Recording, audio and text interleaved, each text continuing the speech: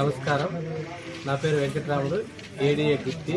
ఈరోజు గుత్తి మండలంలో ప్రభుత్వం రాయితీ ధర అందించే వేరుశెనగ విత్తనాలు ఈరోజు పంపిణీ చేయడం జరుగుతుంది.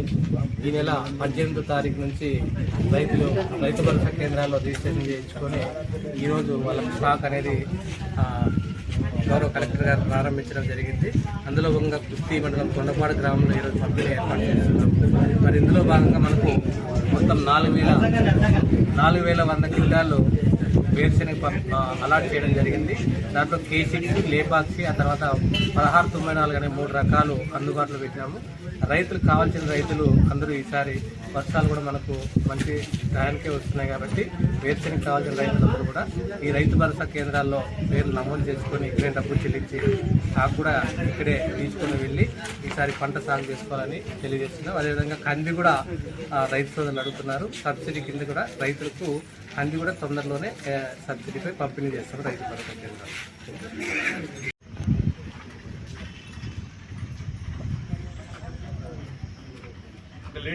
లేడీస్ ఎవరికన్నా రమ్మ